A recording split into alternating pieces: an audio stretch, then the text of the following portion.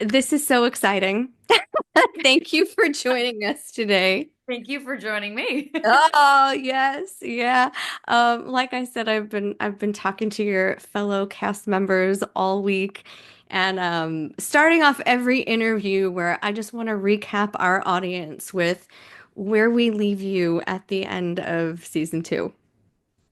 Okay, well, the end of season two, I mean, I basically had it out with, or Idris had it out with Stuart, because he keeps coming to find her at work and wanting to talk about like their relationship, and she's like, "I'm in the middle of something, bro." Yeah, I mean, sort of professionally, she's kind of in the worst position she's been in. Is a big failure at work in terms of security breaches and she's in the middle of this sting, and it's a very stressful time. And at the same time, she's got like her ex just like knocking on her door at like the worst possible moment. So that's sort of where we leave off. And obviously, I mean, that's she doesn't know at the end of second season. She all she knows at the end of second season is that Hal has come banging on her window to be like, get me up. But she doesn't know that what's happened with the president. So that's, we'll have to see what happens season three. But season two, all she knows is like something, because anytime Hal's around, something is gonna go wrong. So let me ask you, when you're getting these scripts, like I know what it is as a viewer. I'm a huge fan of the show. I'm completely addicted to it. What is it like for you when you're reading the scripts? I mean, it's so fun because I feel like I can genuinely read them as like an audience member and the writing is so good that it allows that, and which is such a gift to us. And we get to read them in real time. We often don't get them up until right before the table reads.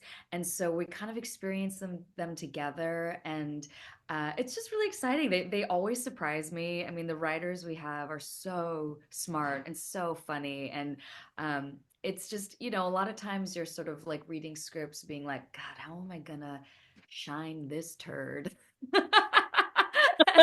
And like these are not like that. It's like I read these scripts, I'm like, oh my God, I can't wait to get to this scene. And then I'll read other character scenes and be like, oh, maybe I can ask to be on set that day and be like a nerd and watch, because it's just so it's so fun, and the actors are all so good, and it's really just a joy.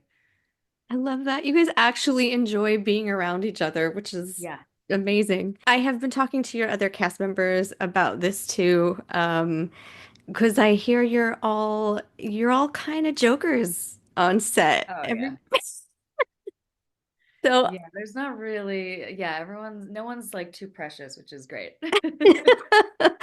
I want to know, being awards buzz, I would like to know if you could award somebody the title of class clown, who would it be?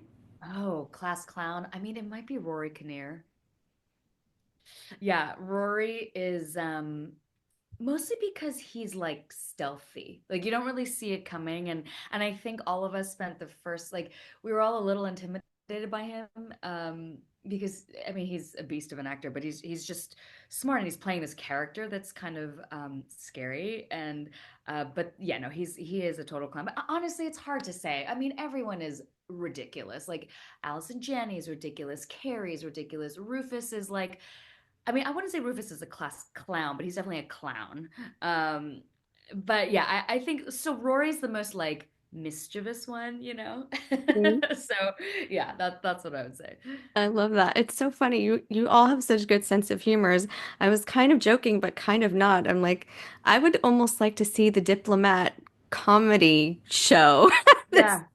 Yeah, yeah. Well, I mean, I do think that is another version. It's like, what do they do when their suits are off and they're just like drinking a beer, after yeah, work? I think yeah. that's when stuff gets really crazy. But yeah, it's so fun. I mean, I don't know how you do the writing. I think it's the brilliance of casting, but the writing is the world is obviously so serious, the stakes are so high, but all the characters have a sense of humor. And I mean, I don't know if they knew that we did when they cast us, but yeah, we spent a lot of time laughing on set. Yeah. And there is something about that really does shine through with everyone because it is a political drama, but there is a sense of I don't know if comedy is the right word, but there's a sense of lightness to it Yeah, I think they're all sort of there's like a gallows humor to it, and I think there's a maybe there's a perspective that they're it's all people who've sort of characters who've lived and seen things and sort of survived ups and downs, and I do think in life like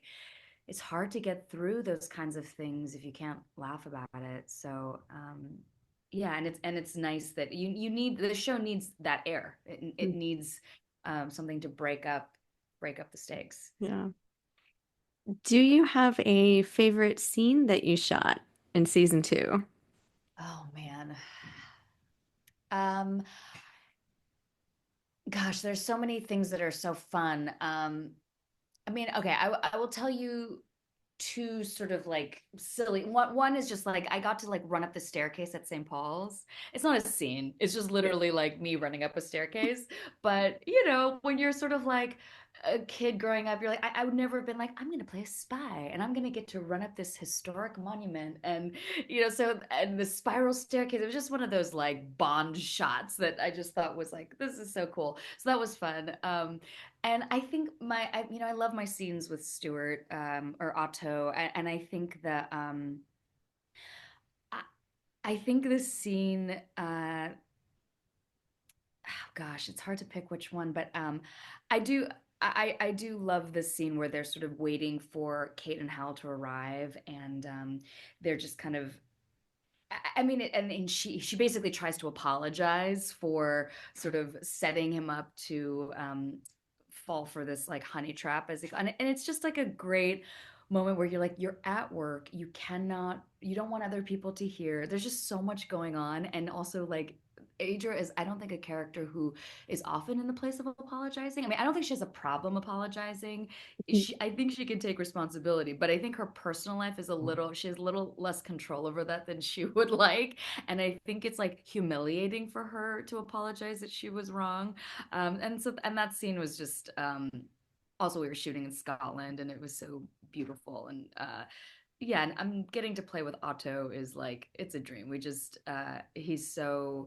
He's so generous and we just trust each other and there's like a very easy rapport.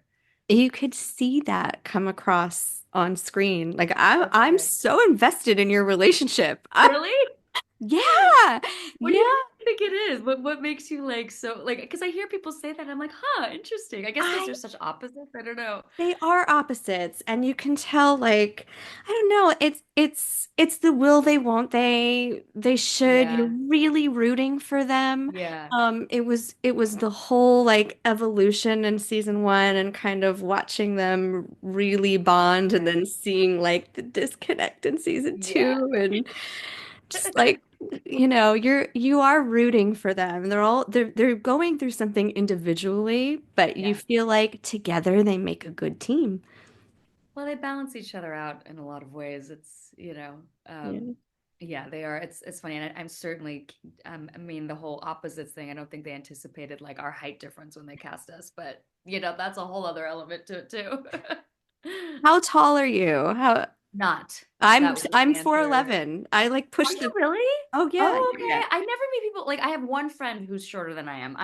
I'm like I say that I mean I think officially I'm 5'2", but Yeah. really it's like if my hair is really big, I'm 5'2". I'm more Yeah. like 5'1.5". Yeah. You're the only person that I've actually said 4'11" to. I'm like 5 feet because Yeah. You gotta round up. You gotta round up. get around up. Heels matter. Heels matter. Yeah. Um, so evolving this character, I Yeah. mean, what has this journey been like for you getting to evolve her? And what are you excited to see her do next season?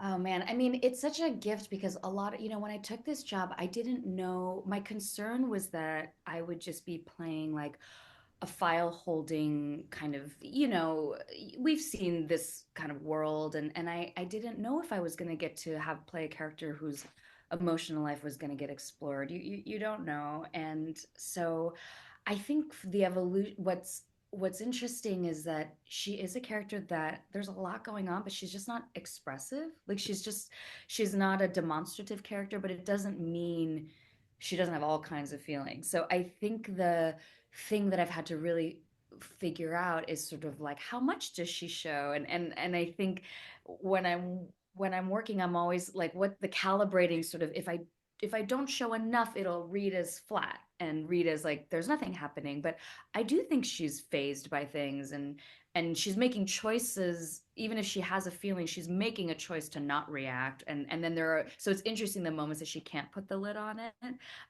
But so it's a little bit of like, how much do you take the lid off? And sometimes like, oh, I pulled it off too much. I gotta close it back up. So that's an interesting calibration that I'm always thinking about. And as far as the next season goes, like I am curious, especially with a character who's so proficient and like good at what she does.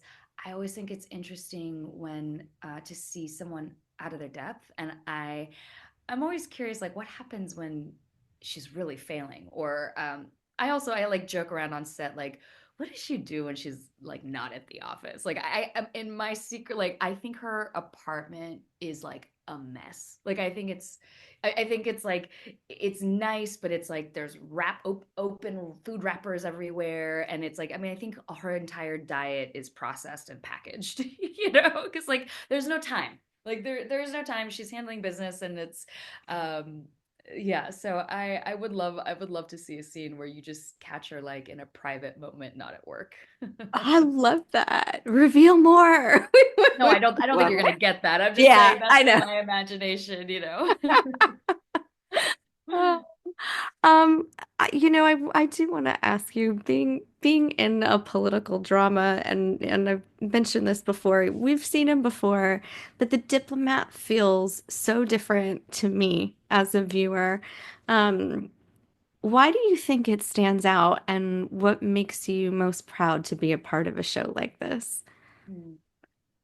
Well, I think the tone of the show is really all encompassing in terms of merging a couple of genres, you know. I mean, and I think the thing you were saying about the sense of humor, and I think seeing them as flawed characters, you know, and not flawed because of like the evil things that are happening in the world, or like flawed in their personal lives are messy. And I think what's nice is that you see the humanity behind people doing really important high stakes jobs. So I think that's maybe what's new, is it's taking something so professional and making it really personal. Um, so I think that's what's special about it. And so you, what was the second part? You asked me a second question. And what are you most proud of? Oh, what am I most proud of? Oh man. Yeah, gosh, I mean, I just think to be a part of something where the writing is this good and there's so much uh, kindness at at work, and I think that I've had a lot of people tell me, I've had a lot of women tell me how much they appreciate seeing, especially in this moment and in our own political climate, seeing women be powerful. Um, and not powerful in a way that's sort of like robotic, but like powerful in all of the mess and all of the navigating of personal and professional. And so it feels really nice to know that I heard a couple people after the election sort of say like I had to go watch this show to kind of like feel better, to like Yeah. feel like there's a world in which like women are respected and hold positions of power, and so I think I'm proud of sort of putting out in the zeitgeist the possibility, and I wish it wasn't a fantasy, but what the world could look like with with a more diverse representation in all the ways, and also I think interestingly and ironically, I don't think it was a design of this show, but um, a couple of us on the show were like children of immigrants, and also I learned from Deb Khan that the Foreign Service, there are actually a lot of children of immigrants who are in the Foreign Service, partly as a, it's like when you have families that come to America, it's an interesting thing to have the immigrant community be the people that are sort of like really holding America up to its ideals and to what it represents in the world. So that's cool. Yeah. You are so cool. I love you so much.